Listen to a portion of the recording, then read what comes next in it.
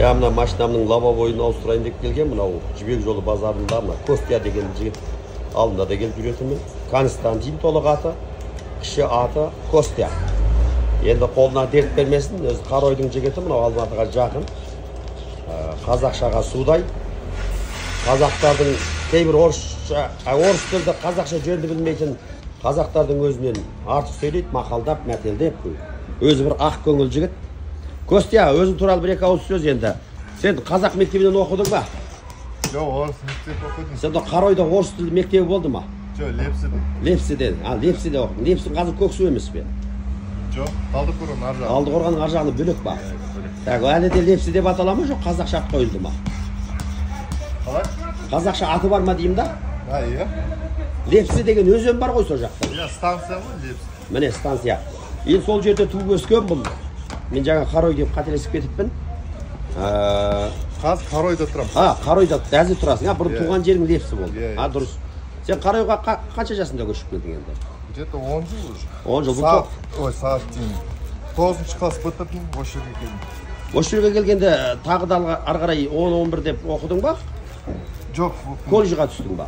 Иә, сразу жұмысқа шығып. Бірден шығып кеттің, иә? Сен сонда жаңағы Лепсіде жүргеніңді 10 жасыңа дейін қазақшаны біліп, балалармен дос болып, қазақ балалармен ойнап күліп өстің ғой. Иә. Молодец. Енді өзі 92 жылдың жігіт екен. Келіншегі де 92-де екі баланың әкесі болыпты. Бүгінгі таңда бұйырса енді 4-5-қа жеткіземін деп жатыр. Жоспары жақсы, Құдай жеткізсін. Енді Костя, келіншегіңді қазақша біле ма? Иә, білем. Ол енді Алматының Городской қыз дедің ғой енді. Жоқ, Городской емес, Қарой. Қаройдық, о да біледі, отбасында негізі қазақша сөйлей бересіңдер ма? Жоқ. Жоқ, ол әйел метиска ғой, жарты қазақ, жарты орыс. Жарты орыс. Ой, сен бір жағы. Папасы қазақ. Онда сен жартылай қазаққа күйеу бала екенсің. Иә. Оның мамасы орыс или папасы орыс па? Қайлай? Папасы қазақ. Папасы қазақ, мама орыс. Ой, күшті. Енді оларда үйлерінде қазақша сөйлей ма? Жоқ, сөйлемейді. Сөйлемейді. Негізінен папа орыс тілді болып тұр ма, жоқ мама орыс тілді болады ма? Мамасы. Мама орыс тілді болған соң, әрине орыс тілді болып кетеді, иә? Сен өзінде неше, бір әкеден неше баласына, бір әке шешеден? Менікі ма? Сендерді. Нешеу? 7. Ой, молодец. Анаң алтын құрсақ екен ғой, қолыңды алып қойшы. Анаң бар ма, ата-анаң бар ма? Жоқ. Өтіп кеттім өмірден. Сен нешіншісі жетеудің? Үшінші. Неше ұл, неше қыз? Бір қыз, 6. Ұл көп екен ғой. Мына братчика. Мына братчика. Бұда қазақша біле ма? Кім аты кім бұна братчикан? Витя, молодец. Мінекей, бәрі қазақша сөйлейді. Мына біздің міне орыс жігіттер, азаматтар өздері 6 ұл, бір қыз болған екен. Отбасында негізі таза қазақша сөйлеседі екен. Келіншегі медис дейді жаңағы. Әкесі қазақ, шешесі орыс, яғни қайын жұртында жаңағы қайнатасы қазақ, қайнапасы орыс. Бірақ апасы, яғни маманың ана тілі дейміз ғой. Сол жаңағы қайын енесі орыс болғандықтан келіншегі негізінен орыс тілді болыпты. Қазақшаны шала-шарпы түсінеді деді. Қандай керемет? Бізде қаншама нағыз қазақ қанды ата-анасы да қазақ болып жүргендердің жаңағы өз ана тілін менсінбей, білмей, орыс тілінде сөйлеуді мақтан етіп жүретіндер қаншама. Керемет, мен енді риза боламын осы. Негізінде бізде отыратын 3 миллиондай орыс қой бүгінгі таңда. 20 миллион адамның халықтың 14 миллион үстінде қазақ, 71%-ге жеттік. Тәуелсіздік алған таңдарда 40%-ың айналасы екен, қараңыз. Өз елінде жерінде ашылық болып қалған. Ал қазір ол керісінше шетелден келген қандастар елге ел қосылып құт болды.